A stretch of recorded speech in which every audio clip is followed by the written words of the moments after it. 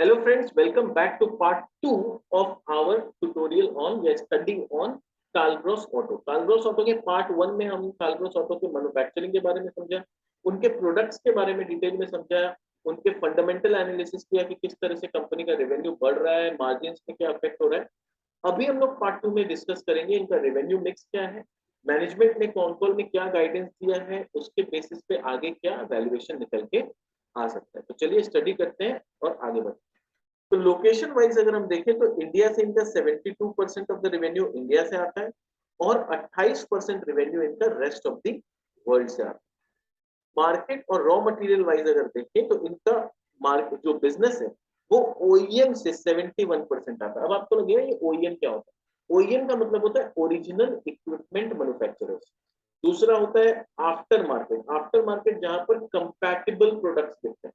आप कभी अपने लैपटॉप का या अपने कंप्यूटर का कोई पार्ट लेने जाइए, आपको बोलेगा आपको ओरिजिनल चाहिए या कंपैटिबल चाहिए।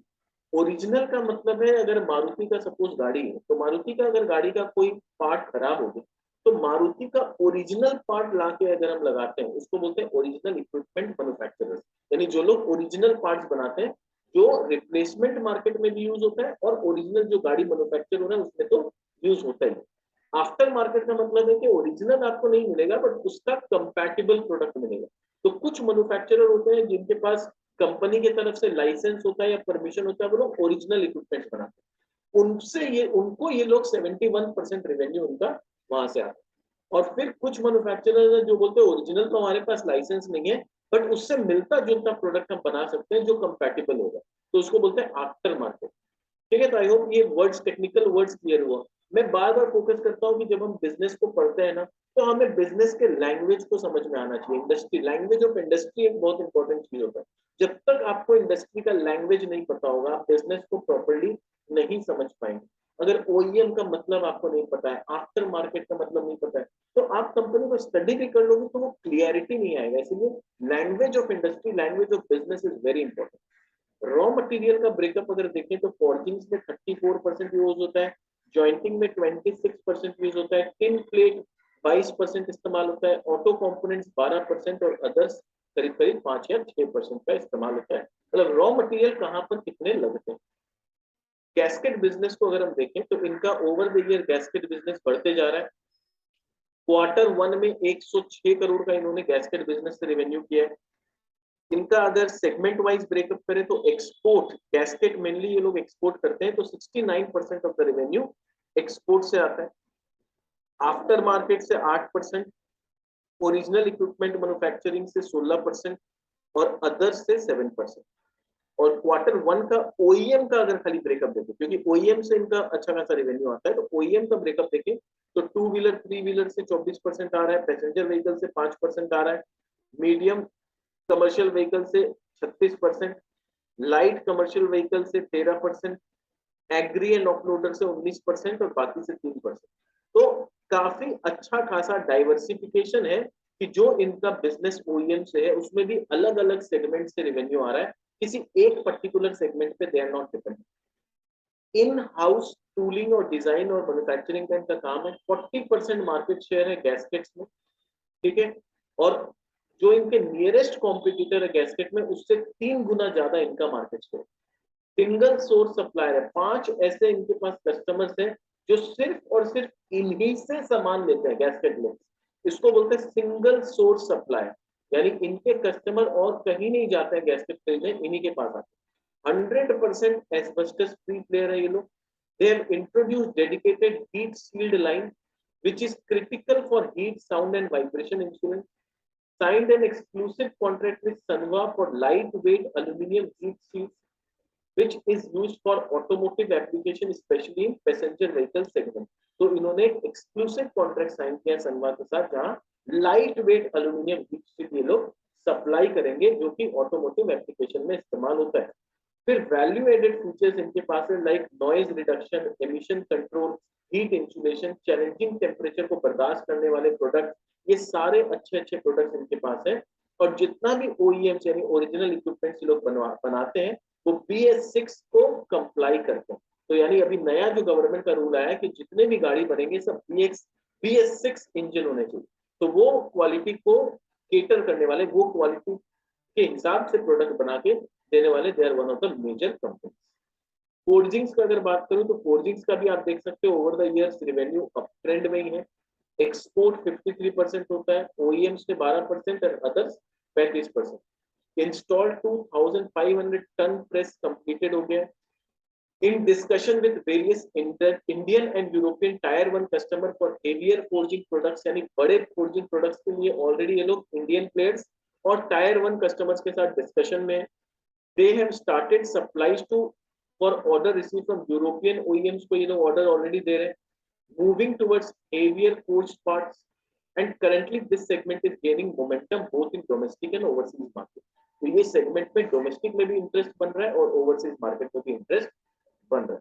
They are one-stop solution for hot forgings, in-house tool design and manufacturing capabilities है इनके पास। They have strong presence in overseas market. They are supplier to top tier 1 companies, हम लोग नाम ऑलरेडी देख चुके हैं, इनके कस्टमर कितने हाई पेडिग्री वाले हैं sir. They have received an order worth ₹25 crore to be delivered in FY22 for plug-in hybrid EV model। तो FY22 में इनको 25 करोड़ का ऑर्डर मिला था जो कि हाइब्रिड ईवी में इस्तेमाल होगा। तो हम लोग जितना ज्यादा देख रहे हैं कि इलेक्ट्रिक व्हीकल आएगा, तो they have already started supplying some components जो कि इलेक्ट्रिक व्हीकल में यूज होने वाला है। तो ऐसा कुछ नहीं है कि इलेक्ट्रिक व्हीकल आने से इनको किसी भी तरह का दिक्कत होने वाला है। तो ये ऑलरेडी एडवांस में ऑलरेडी काफी अच्छा वर्किंग होमवर्क कर रखे हैं कि ईवी में क्या क्या कंपोनेंट्स लगेगा। ग्लोबल पार्टनरशिप इन्होंने किन किन के साथ किया, इन लोग का जॉइंट वेंचर हो रखा है, a joint venture of Talbros Auto Component India and Nippon Nicholas Corporation Japan। ठीक है, the Nippon Nicholas Talbros Private Limited। तो जॉइंट वेंचर का नाम क्या है, Nippon Nicholas Talbros Private Limited। ये फॉर्म हुआ था 2005 में। ये क्या मैन्युफैक्चर करता है, to manufacture gaskets for automobiles, power equipments and industrial applications. तो ये बनाने का काम करता है। दूसरा इनका जॉइंट वेंचर है बरेली के साथ। ठीक है, a joint venture of Marelli Suspension System SPA जो कि इटली की कंपनी है, and Talbros Automotive Component Limited, the Marelli Talbros Chassis System Private Limited। तो ये जॉइंट वेंचर का नाम क्या है, Marelli Talbros Chassis System Private Limited। ये लोग क्या करते हैं, they design, develop and manufacture the most advanced lightweight chassis component and prototype in high tensile steel and aluminum। chassis system develop करने का काम करते हैं। और चेसिस सिस्टम क्या है ये मैंने ऑलरेडी आप लोग को बताया है। जॉइंट वेंचर इन लोग का टालब्रॉस ऑटोमोटिव कंपोनेंट का है, joint venture of Talbros and Marugo Rubber Industries जो कि जापान की कंपनी है। The Talbros Marugo Rubber Private Limited was established in 2012। The unit design, develop and manufacture advanced products like suspension brushes, strut mounts, engine mount and hoses. तो जो anti vibration products और hoses है वो ये लोग इनके साथ जॉइंट वेंचर में बनाते हैं। ये सारे प्रोडक्ट के बारे में अगर आपको नॉलेज नहीं है, यानी आपने हमारा पार्ट 1 वाला वीडियो नहीं देखा, आप पार्ट 1 वाले वीडियो को पहले देख लीजिए, तब आपको समझ में आएगा कि पार्ट 2 में जो डिस्कशन चल रहा है, ये जो होसेस, ये जो एंटी वाइब्रेशन प्रोडक्ट्स, ये क्या होते हैं, इसका इंपॉर्टेंस ऑटो में पूरा इनका कितना बड़ा इंपॉर्टेंस है, ये आपको तब समझ में आएगा ना जब आप हमारे पार्ट 1 वाला वीडियो में प्रोडक्ट को अच्छी तरह से समझ पाए। तो यहाँ पर ये एक सिनॉप्सिस दिया हुआ है कि किसके साथ क्या जॉइंट वेंचर किया है कंपनी ने। तो यहाँ पर 2005 में हुआ था, बरेली के साथ 50-50% का पार्टनरशिप है। यहाँ पर ये लोग क्या बनाते हैं, चेसिस सिस्टम बनाते हैं। मोरोगो रबर प्राइवेट लिमिटेड के साथ भी 50-50% पार्टनरशिप है। यहाँ पर ये लोग एंटी वाइब्रेशन प्रोडक्ट्स बनाते हैं। आप देख सकते हो क्या क्या प्रोडक्ट्स यहाँ पर बनता है। ठीक है, चेसिस सिस्टम जो Talbros chassis system private limited जो है, यहाँ control arms, front axle, rear axle बनाते हैं।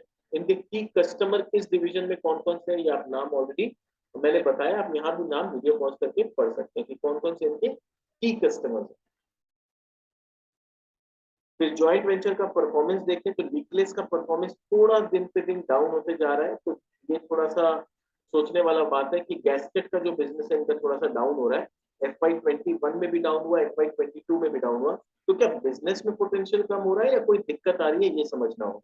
तो ये अभी हम लोग जो कॉन्कॉल डिस्कस करेंगे तब हम लोग को समझ में आएगा कि कहाँ क्या दिक्कत है। बरेली टालब्रोस चेसिस सिस्टम आप देख रहे हो दिन पे दिन उनका रेवेन्यू अप ट्रेंड में है, which is a good sign. Talbros Marugo जो एंटी वाइब्रेशन प्रोडक्ट्स है वहां भी इनका रेवेन्यू अप ट्रेंड में है, this is also a good sign. तो प्रॉब्लम कहाँ पर हो रहा है, खाली गैस्केट सिस्टम में इनको थोड़ा सा दिक्कत आ रहा है।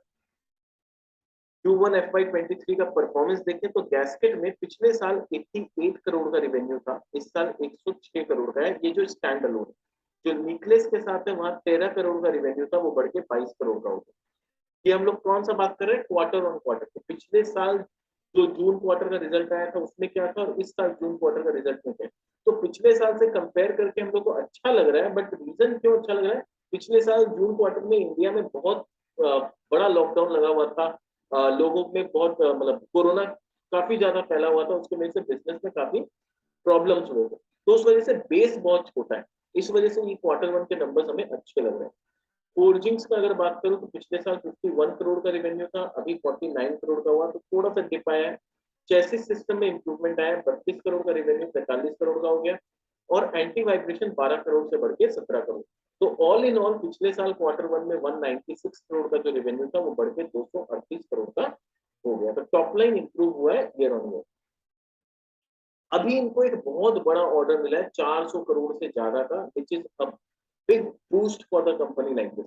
The order has been received for domestic and overseas customers across all the divisions and varied segments. किसी एक पर्टिकुलर प्रोडक्ट के नहीं, सब मिला जुला के होजिंग गैस्केट और जितने भी इनके प्रोडक्ट्स हैं वो सब मिला जुला के इनको भी 400 करोड़ का ऑर्डर मिला है, और ये ऑर्डर इनको नेक्स्ट 4 से 6 साल में एग्जीक्यूट करके देना है। तो ऑर्डर में गैस्केट्स का भी है, हीट शील्ड के ऑर्डर है, फोर्जिंग्स के ऑर्डर है, चैसिस सिस्टम के हैं, रबर यानी एंटी वाइब्रेशन प्रोडक्ट्स के भी ऑर्डर है।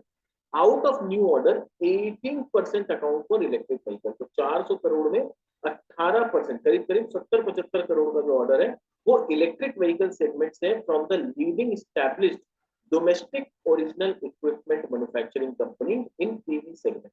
तो पैसेंजर व्हीकल सेगमेंट में इलेक्ट्रिक व्हीकल बनाने वाली जो कंपनी है उसने इनको ये 70-75 करोड़ का ऑर्डर इलेक्ट्रिक व्हीकल के ओरिजिनल इक्विपमेंट बनाने के लिए दिया। These orders will help us increase our share with existing customers and new customer across geographies, which will help us grow and gain market share in coming years. तो management का बोलना है कि ये ऑर्डर्स जो आए हैं कुछ पुराने कस्टमर से आए हैं, कुछ नए कस्टमर से आए हैं, तो आगे चल के हम लोग का मार्केट शेयर और भी ज्यादा गेन होगा। क्वार्टर वन का कंसोलिडेटेड परफॉर्मेंस देखें हम लोग, तो क्वार्टर वन में 138 करोड़ का इनकम फ्रॉम ऑपरेशंस था, 154 करोड़ का हो गया, 11% का ग्रोथ आया है। ठीक है, इबिटा भी बढ़ा है थोड़ा सा, प्रॉफिट आफ्टर टैक्स में भी 20% का ग्रोथ है। स्टैंड अलोन परफॉर्मेंस आप देख सकते हो कि टॉप लाइन जो टोटल इनकम 20% बढ़ा है, इबिटा 23% बढ़ा है। ठीक है, गैस्केट में ये बात कर रहे हैं किसका, गैस्केट में, तो गैस्केट में टॉप लाइन 20% और इबिटा 23%। दिक्कत कहाँ है, फोर्जिंग्स, फोर्जिंग्स में टॉप लाइन 4% गिरा और इबिटा 14% डाउन हुआ। ठीक है, अभी इन लोग का जो जॉइंट वेंचर है उनका परफॉर्मेंस आप देखिए तो निप्पॉन लिक्लेस का जो रेवेन्यू है ईयर ऑन ईयर 69% बढ़ा है, मरेली टालग्रॉस का 40% बढ़ा है, टालग्रॉस मुर्गो का 36% बढ़ा है। इबिटा कितना बढ़ा है, ये लिक्लेस टालग्रॉस का 64% इबिटा में ग्रोथ आया है, चेसिस सिस्टम का 27% ग्रोथ आया है, और रबर का 10% है। तो कहीं ना कहीं हम लोग देख सकते हैं कि टॉप लाइन तो ज्यादा बढ़ रहा है, बट यहाँ पर जो इबिटा है वो उतना ज्यादा नहीं बढ़ रहा है। तो ये जब होता है ना तो इसका मतलब कहीं ना कहीं आपका मार्जिन डाउन हो रहा है, आपका ऑपरेटिंग लिवरेज उतना अच्छा से प्ले नहीं हो पा रहा है। आपका टॉप लाइन जब 40% बढ़ा तो आपका प्रॉफिट भी 40% या उससे ज्यादा बढ़ना चाहिए।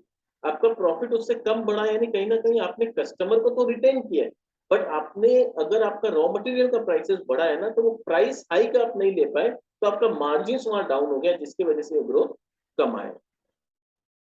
वेरिड सेगमेंट में आप देखें तो डोमेस्टिक ब्रेकअप अगर हम देखें क्वार्टर वन में तो 23% टू व्हीलर थ्री व्हीलर से आया है, पैसेंजर व्हीकल से 27%, 32% heavy and light commercial vehicle से आया है, एग्री से 13% और अदर से 5%। ब्रेकअप टाइप ऑफ मार्केट में देखें तो ओईएम से इनका 64% रेवेन्यू अभी क्वार्टर वन में आया है, जो कि FY22 में पूरे साल में भी 64% था। एक्सपोर्ट 23% आया है, पिछले साल भी 23% था। आफ्टर मार्केट से 4% आया है, जो क्वार्टर FY22 में 5% था, एंड अदर सेगमेंट 9% है। तो मोर और लेस सेम है। मैनेजमेंट का क्या commentary, commenting on the performance, Mr. Anuj Talwar, Joint Managing Director, has said, despite multiple challenges our industry has faced, including rising raw material cost and disruption in supply chain for semiconductor, our revenue increased by 11% year on year to 154 crore. EBITDA increased by 9% 221 crore and PAT increased by 20%. I am glad to share that we have received multi-year order worth rupees 400 crore from domestic and overseas customer across all division and varied segment. The order spans across newly invested technology such as heat shield, for which we have secured new customers in domestic PV space. ये note करने का, ये जो order मिला इस order में इन्होंने एक नया प्रोडक्ट लॉन्च किया, नया प्रोडक्ट बनाया हीट शील्ड नाम का, तो वहां से भी इनको ऑर्डर मिला है, कहां से, डोमेस्टिक पीवी स्पेस के मैन्युफैक्चरिंग कंपनी से. We have added new customer, इन्होंने नए कस्टमर ऐड किए and entered new segments like agri, construction and off road segment. तो पहले ये सेगमेंट में इनका रेवेन्यू खास नहीं आता था, अभी लोग नए सेगमेंट में एंट्री, तो एक कंप्लीट नया दरवाजा रेवेन्यू का इनके लिए खुला है, जहां ये लोग एग्रीकल्चरल इक्विपमेंट, कंस्ट्रक्शन इक्विपमेंट्स और ऑफ रोड सेगमेंट को भी ये लोग सामान सप्लाई करें. Out of new order, 18% account for electric vehicle segment for leading established domestic OEM segment. तो ये चीज ऑलरेडी हम लोगों ने पहले समझा है, अब ये सिनॉप्सिस में मैनेजमेंट ने पूरा बता दिया कहां कहां पर कंपनी को क्या बेनिफिट होगा. With easing supply chain restriction, declining commodity cost and robust demand, new product launches, government initiatives and the China Plus One strategy, Talbros is in sweet spot to grow at a faster pace and grab the market share going ahead. तो management कितना confident है कि आगे चल के जैसे जैसे supply chain ठीक होगा, कमोडिटी प्राइसेस थोड़े से नॉर्मलाइज होंगे, डिमांड ऑलरेडी अच्छा है, गवर्नमेंट ऑलरेडी हेल्प कर रही है, तो ये लोग काफी स्वीट स्पॉट में है कि काफी अच्छा ग्रो करेगी कंपनी और मार्केट शेयर गेन करेगी. इनका पोर्टफोलियो भी काफी हेज्ड है. हेज्ड मतलब किसी एक या दो सेगमेंट पे ये लोग डिपेंडेंट नहीं है. ऐसे नहीं है कि इनका प्रोडक्ट सिर्फ टू व्हीलर में यूज होता है, तो कहीं टू व्हीलर का बिक्री या प्रोडक्शन डाउन हुआ तो इनका बिजनेस डिस्टर्ब हो जाएगा, ऐसा नहीं. इनका बहुत अलग अलग सेगमेंट में है, टू व्हीलर में, थ्री व्हीलर में, passenger vehicle, commercial vehicle, agri, offload, industrial, सब जगह इस्तेमाल होता है. प्रोडक्ट आप देखो तो किसी एक प्रोडक्ट पे डिपेंडेंट नहीं है, गैस्केट है, हीट शील्ड है, फोर्जिंग्स है, चैसिस है, एंटी वाइब्रेशन, होसेस, फिर ये लोग ओईएम्स को सप्लाई करते हैं, आफ्टर मार्केट को करते हैं, एक्सपोर्ट भी करते हैं. तो कहीं ना कहीं इतना ज्यादा डाइवर्सिफाइड बिजनेस है कि किसी एक या दो सेगमेंट के ऊपर नीचे होने से बिजनेस पूरी तरह से डिसरप्ट हो जाए, ऐसा नहीं होगा. ठीक है, रेवेन्यू कंट्रीब्यूशन आप देख सकते हो, गैस्केट से 55% आता है, फोर्जिंग से 25%, फिर एमटीसीएस से 12%, एनएलके जो इनकी जॉइंट वेंचर है, टीएमआर जो इनकी जॉइंट वेंचर है, वहां से कितना आता है. डाइवर्सिफाइड कस्टमर बेस अगर आप देखो तो मारुति सुजुकी से जो सबसे मेन जिनको ये लोग सामान सप्लाई करते हैं, इनके सबसे बड़े कस्टमर, उसको भी सिर्फ 10% रेवेन्यू वहां से आता है. ठीक है, तो ऐसा नहीं है कि किसी भी कंपनी पे दे आर ओवर डिपेंडेंट. फिर नंबर 2 पे बजाज ऑटो है, टाटा कमिंस है, हीरो मोटोकॉर्प है, टाटा मोटर्स है, बीएमडब्ल्यू है, जैगवार एंड लैंड रोवर है, डाना इटालिया है, जीके एंड ड्राइव लाइन है, सुजुकी मोटर्स गुजरात प्राइवेट है. तो ये सारे इनके कस्टमर जिनके पास इतना इतना परसेंट ऑफ रेवेन्यू लोग जनरेट करते हैं. इलेक्ट्रिक व्हीकल में जैसा मैंने बताया ऑलरेडी ये लोगों ने कुछ कंपोनेंट्स ऐसा बना रखा है जो कि इलेक्ट्रिक व्हीकल्स में काम आएगा. So they are already supplying parts for plug-in hybrid electric vehicles to OEMs globally. Already ये लोग supply कर रहे हैं. Marelli Talbros is working on new RFQs. Now what is RFQ? RFQ मतलब request for quotations. यानी हमारा product ready है, हम लोग वेट कर रहे हैं, हम लोग रिक्वेस्ट कर रहे हैं अलग अलग कस्टमर को कि आप हमसे कोटेशन मांगिए, अगर आपको ये प्रोडक्ट लगता है तो आप हमसे कोटेशन मांगिए, हम आपको कोटेशन बना के देंगे और फिर ये प्रोडक्ट जो आपको लगता है उसका हमें आप ऑर्डर दे सकते हैं. तो they are working on new request for quotations for several Indian global OEMs for supporting development of future EVs. तो ईवी रिलेटेड प्रोडक्ट के लिए already they are working on RFQs. Substantial improvement जो business में आया है ये already हम लोग फंडामेंटल एनालिसिस कर चुके हैं. कॉन में क्या चीज इंपॉर्टेंट है ये समझते हैं. ऑटो इंडस्ट्री के बारे में मैनेजमेंट को क्या बोलना है. तो auto component industry has been doing better in last few months thanks to the rising demand, consumer confidence in the rural areas, the easing of semiconductor supply. तो मैनेजमेंट बोल रहा है कि सेमीकंडक्टर का सप्लाई अब धीरे धीरे ईज हो रहा है. हम लोग ऑलरेडी सुन रहे हैं चाइना ताइवान, चाइना अगर ताइवान पे अटैक कर देगा तो सेमीकंडक्टर का सप्लाई रुक जाएगा. वो ऑब्वियसली रुकेगा, बट वो जब चाइना ताइवान पे अटैक करेगा या ऐसा कुछ होगा तब. फिलहाल लास्ट 2-3 महीना में अगर बात करें तो सेमीकंडक्टर का जो सप्लाई का शॉर्टेज चल रहा था वो धीरे धीरे मैनेजमेंट का बोलना है ईज हुआ है. And semiconductor supply issues are easing and declining commodity of prices. और commodity का prices भी धीरे धीरे अब कंट्रोलेबल लेवल पे आ रहा है. तो ऑटो कंपोनेंट्स के लिए, ऑटो इंडस्ट्री के लिए this is a good sign. Business performance को लेकर उन्होंने बोला कि forgings has had a slight issue due to Euro, which mister Juneja आप बोल रहे हैं कि समझाएंगे in the question and answer session, and also lot of its customer had semiconductor issues in Europe as we export 49% from our forging business line. यानी ये बोलना चाह रहे हैं कि हम लोग का जो फोर्जिंग बिजनेस है उसमें थोड़ा सा इशू हुआ है यूरोप को लेकर। हम लोग का 49% ऑफ द फोर्जिंग्स क्या होता है, ये एक्सपोर्ट होता है, मेनली यूरोप में होता है। अब यूरोप में थोड़ा सेमीकंडक्टर को लेकर इशू चल रहा था, इसी वजह से वो लोग का प्रोडक्शन कम हो रहा था या रुका हुआ था। अब उनका प्रोडक्शन अगर कम होगा तो ऑब्वियसली हम लोग का जो फोर्जिंग्स का डिमांड है वो थोड़ा सा स्लो डाउन आएगा। तो फोर्जिंग्स वाले में इसी तरह से थोड़ा सा दिक्कत आए और यूरो को लेके यूरोपियन मार्केट को लेके थोड़ा सा दिक्कत रहा है। Gasket continues to be very strong. Gasket market बोल रहे काफी स्ट्रॉन्ग है। We dominate the Indian market, our market share is over 50% in the gasket business. We have just added a new product line called Heat Shield, which we will also talk in question answer. Growth expectation के लिए इन्होंने क्या बोला है, growth को लेकर इन्होंने बोला है कि we are working on multiple orders across export and domestic market and across various segment of OEM, and we remain confident of achieving the growth over FY22 in revenue terms. यानी FY22 में जितना हम लोग का revenue आया उससे ज्यादा revenue हम लोग का, उससे ज्यादा अच्छा ग्रोथ हम लोग का FY23 में आएगा। However, we are facing medium term challenges on raw material inflation and logistics. तो बोले रॉ मटेरियल का जो इन्फ्लेशन आ रखा है, लॉजिस्टिक्स का जो प्राइसेस और दाम काफी मतलब लॉजिस्टिक्स रेट्स काफी बढ़े हुए हैं, उसको लेके एक मीडियम टर्म थोड़ा मोड़ा चैलेंजेस है। बट हम लोग उम्मीद करते हैं कि things will get better. Margin guidance अभी वो लोग नहीं देना चाह रहे हैं फॉर FY23। बोले सेकेंड क्वार्टर में जब आएंगे थोड़ा सा सिचुएशन को देखेंगे कि लॉजिस्टिक्स इशू क्या है, रॉ मटेरियल के प्राइसेस क्या है, तभी हम लोग कुछ गाइडेंस प्रॉपर दे पाएंगे मार्जिन के फ्रंट। अभी इन लोगों ने खाली रेवेन्यू के टर्म्स में दिया है कि रेवेन्यू टर्म्स में आप चिंता मत करिए, हम लोग का ग्रोथ पिछले साल से बेटर होगा। चिप शॉर्टेज को लेके बोले even our own country India is looking to get into chip manufacturing. So lot of new capacities have come up on board and that is what happened and this is the reason. यानी बोल रहे हैं कि chip का जो problem था वो धीरे धीरे सॉर्ट आउट क्यों हो रहा है, वो इसलिए हो रहा है क्योंकि अब पूरी तरह से हम लोग खाली ताइवान पे डिपेंडेंट नहीं है, बहुत सारे नए कैपेसिटीज ऑलरेडी ऑन बोर्ड आ चुके हैं जो चिप मैन्युफैक्चरिंग कर रहे हैं और इंडिया भी ऑलरेडी अब इस चिप मैन्युफैक्चरिंग पे काफी सीरियसली काम कर रहा है। तो इस वजह से चिप का सप्लाई धीरे धीरे ठीक हो रहा है। मार्जिन्स को लेके उन्होंने बोला कि there are some pressure on the margin. One is because of the import dollar price. We are importing gaskets. तो ये लोग बोल रहे हैं कि हम लोग gaskets import करते हैं और क्योंकि डॉलर का प्राइस बढ़ा हुआ है तो हम लोग का import का खर्चा ज्यादा हो रहा है। A lot of stuff I think the cost of which has gone up because of the dollar appreciating.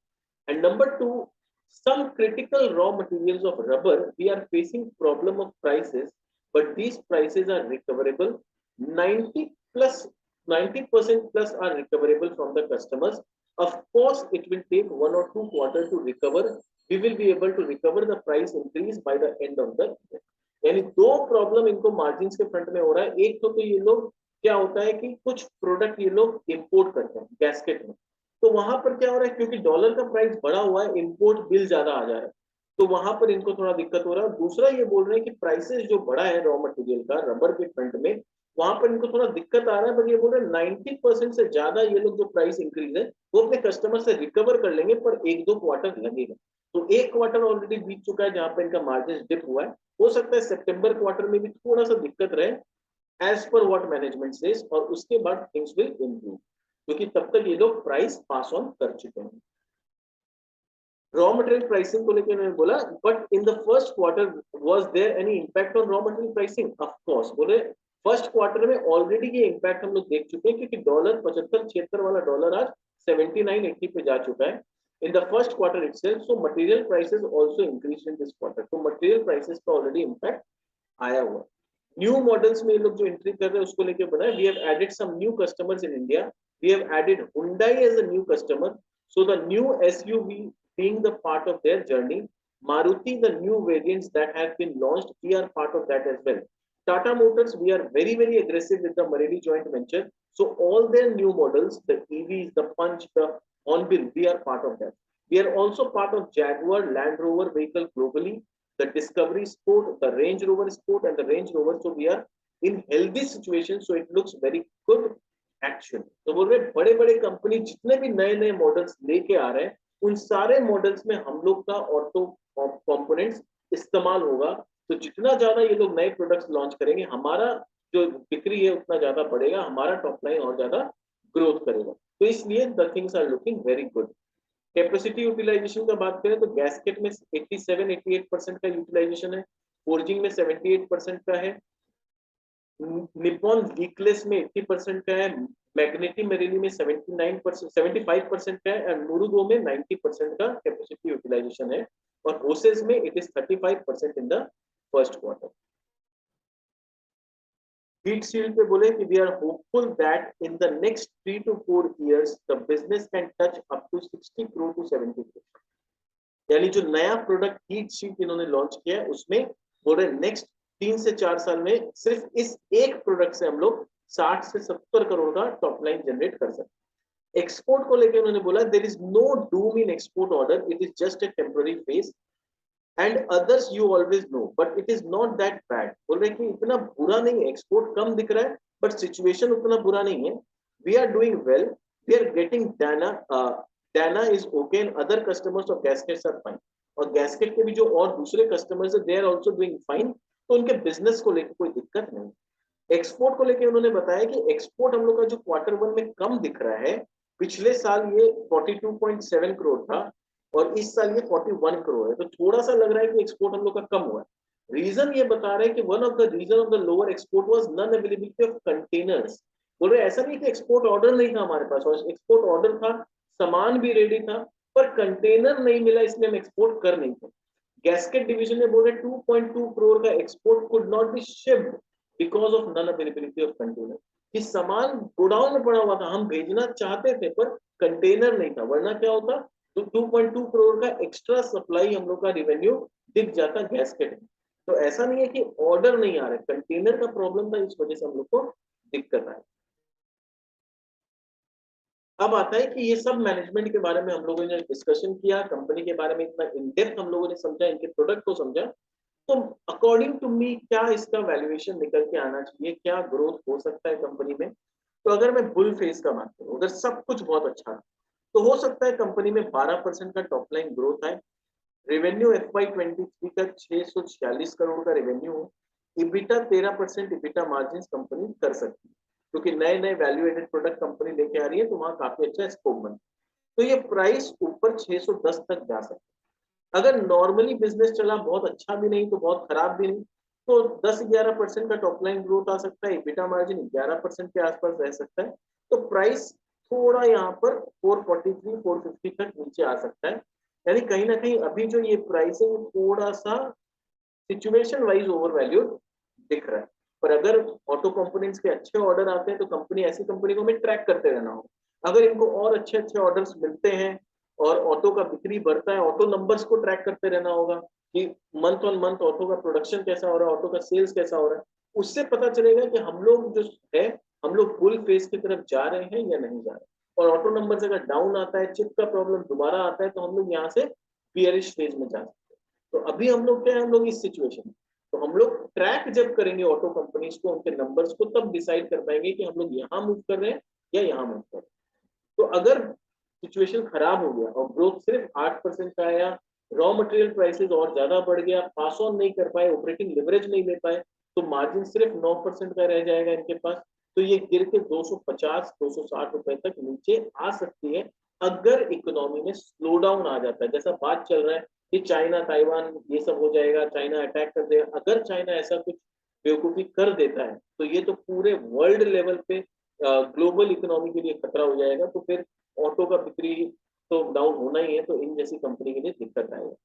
अभी जो लास्ट 2-3 महीना में things have improved, auto numbers are coming good, but आगे क्या होगा ये ना आप जानते हैं ना मैं जानता हूँ, तो हमें रेगुलरली ट्रैक करते रहना होगा।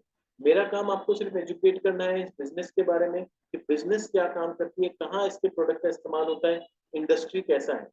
फ्यूचर में अपने को ट्रैक करते रहना होगा चीजों के बारे में, ताकि हम देख सकें कि ये जो मूवमेंट है ये बुल फेज में जा रहे हैं या बेरिश फेज में, उसी के हिसाब से हम कंपनी को वैल्यू कर सकते हैं। और यहाँ पर आप इस नंबर्स को मेरे तरफ से किसी भी तरह का रिकमेंडेशन मत समझिएगा, it is only for educational purpose. मेरा पर्पस है कि आपको सिखा सकूं, आपको बता सकूं कि किस तरह से हम लोग पूरा कंपनी को, बिजनेस को प्रॉपर एनालाइज करके एक वैल्यूएशन की तरफ शिफ्ट होते हैं और वैल्यूएशन निकाल के एक अंदाजा लगाते हैं कि अगर सब कुछ अच्छा हुआ तो क्या होगा और कुछ बुरा हुआ तो क्या हो सकता है, ताकि हम पहले से मेंटली प्रिपेयर्ड रहें कि अगर चीज बुरा हो रहा है तो ये इतना बुरा हो सकता है, अच्छा हो रहा है तो यहाँ तक अच्छा हो सकता है।